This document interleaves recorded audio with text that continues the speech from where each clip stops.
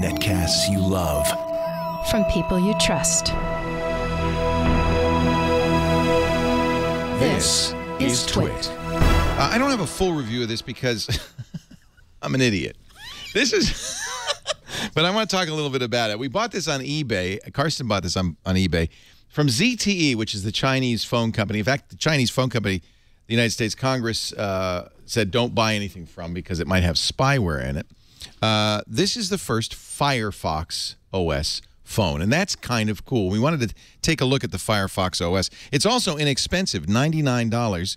Not a great phone, but not a bad phone for 99 bucks. One button, a capacitive button for home. There's no back or any of the traditional Android buttons. And despite the fact that it kind of feels a little bit like Android, it isn't Android. So don't get confused. You've got icons on a screen. It does have a Facebook app from Facebook, a Twitter app from Twitter, and, of course, the Firefox browser. You have email and so forth.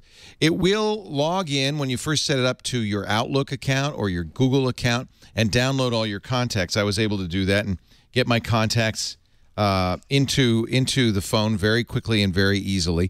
But it's not synchronizing. That's a one-shot download into the phone.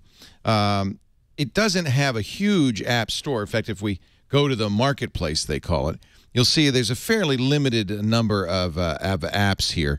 And none of the, well, or few of the apps that you'd expect. Facebook, Twitter, there's a SoundCloud app.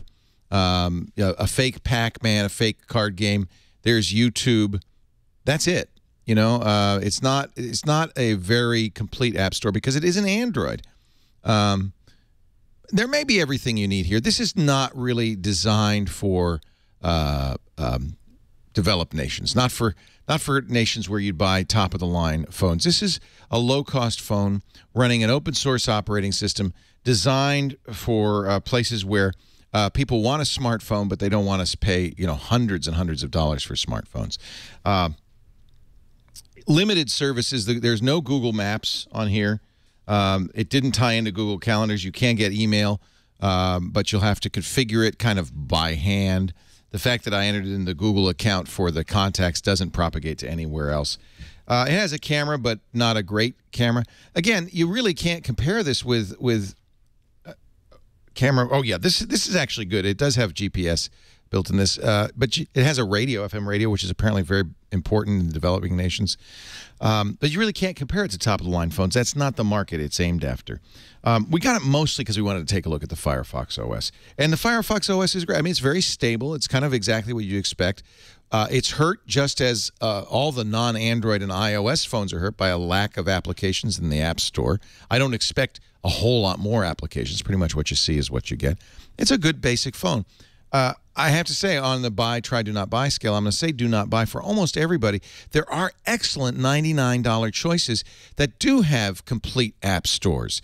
There are Android phones for $99. The Moto G and the Moto E, forthcoming Moto E, are excellent phones, but inexpensive. Nokia makes a 1520, which is an excellent, inexpensive phone. So there are a lot of choices for $100 that don't involve buying this phone on eBay, taking the chance of buying a phone from a Chinese company that has, you know, maybe shady connections with the Chinese military. It takes a standard micro SIM, and it does take an SD card, which is kind of nice. There's room for an SD card here and the micro SIM here. So you can connect it to any GSM carrier. I'm not sure if it'll use the LTE bands. I'm almost certain it will not. It's an interesting phone. It's interesting to play with. It is probably going to disappoint anybody who has any experience with the Android and iOS ecosystems. So do not buy on the Firefox phone from ZTE. But an interesting attempt and really interesting to see. Why do you think it's only available on eBay? Because to keep the price down, they've made sure that they don't have any relationships with any carriers in the United States, or they don't want to charge, they don't want to give any money to any retailers. They want to keep that price very low. But there are less expensive phones that are more capable. Even the Nokia X phones, which are running Android, are less than this. So it's hard for me to recommend it. It's an interesting thing. The Firefox OS is an interesting idea. and is much more stable than the pre-release versions that I played with. It's, as far as I can tell, completely stable now. Works great with Wi-Fi. Just can't really recommend it unless you know what you're going to plan for. Maybe you want to hack around with it. Maybe you just want an inexpensive phone for a kid that is primarily a phone with a few basic smartphone features. Hard to recommend otherwise. The ZTE Firefox OS phone, $99, eBay only.